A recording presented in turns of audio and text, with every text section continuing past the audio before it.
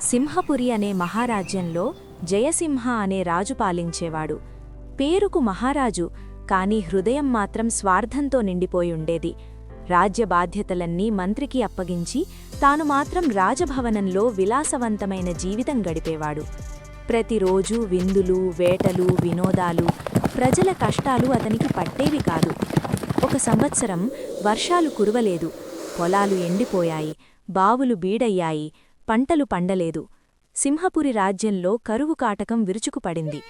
పిల్లలు ఆకలితో ఏడుస్తున్నారు, తల్లులు ఒక్క ముక్క అన్నం కోసం తపిస్తున్నారు. ఈ దుస్థితిని చూసిన మంత్రి తక్షణమే రాజును కలిసి వేడుకున్నాడు.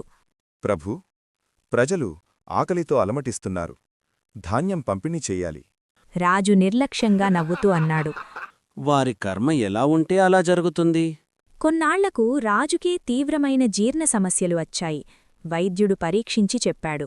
మహారాజా, 40 రోజులు కేవలం ఒక్క పూట మాత్రమే తినాలి. అధికంగా తింటే ప్రాణాపాయం. రుచికరమైన వంటకాలతో అలవాటుపడిన రాజుకు ఒక పూట భోజనం కూడా భారంగా అనిపించింది. రోజులు గడిచాయి. ఆహారం ముందు ఉన్నా తినలేక బాధపడ్డాడు. ఆ సమయంలో మంత్రి మెల్లగా గుర్తుచేశాడు. ప్రభూ, ఎవరి కర్మ వారే అనుభవించాలన్నది మీ మాటే కదా. ఆ మాటలు రాజు హృదయాన్ని తాకాయి. ఒక పూట ఆకలి కూడా తట్టుకోలేకపోతున్నానంటే రోజుల తరబడి ఆకలితో అలమటించే ప్రజల పరిస్థితి ఎంత దారుణం. రాజుకు జ్ఞానోదయం కలిగింది. నేను తప్పు చేశాను. ప్రజల బాధను అర్థం చేసుకోలేదు. ఖజానా ఖాళీ అయినా పర్వాలేదు, ఒక్కరైనా ఆకలితో చనిపోకూడదు. మంత్రి ఆనందంతో తలవంచాడు. తరువాత మంత్రి నిజం బయటపెట్టాడు. రాజుకు పెద్ద వ్యాధి ఏమీ లేదని, అది తనే ఆడిన నాటకమని చెప్పాడు. రాజు చిరునవ్వు నవ్వాడు. నన్ను నిజమైన రాజుగా మార్చింది నీ తెలివి.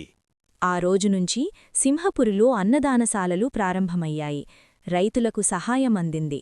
బావులు తవ్వించబడ్డాయి. రాజ్యం మళ్లీ సుభిక్షంగా మారింది. జయసింహ ఇక స్వార్థపరుడు కాదు, ప్రజల బాధను తన బాధగా భావించే ధర్మరాజుగా నిలిచాడు. నీతి: ఆకలి బాధను అనుభవించిన వారికే అన్నం విలువ తెలుస్తుంది. ప్రజల కష్టం అర్థం చేసుకున్నవాడే నిజమైన నాయకుడు. మీకు ఈ కథ నచ్చితే ఇలాంటివి మరెన్నో ఆసక్తికరమైన నీతి కథలు వినాలంటే మన AI కిడ్స్ స్టోరీస్ ఛానల్ను తప్పకుండా సబ్స్క్రైబ్ చేయండి. పిల్లలకు వినోదంతో పాటు విలువైన పాఠాలు నేర్పే అద్భుతమైన కథలు మీకోసం అందిస్తున్నాం. లైక్ చేయండి, షేర్ చేయండి, సబ్స్క్రైబ్ చేయడం మర్చిపోవద్దు. మరొక కొత్త కథలో మళ్ళీ కలుద్దాం.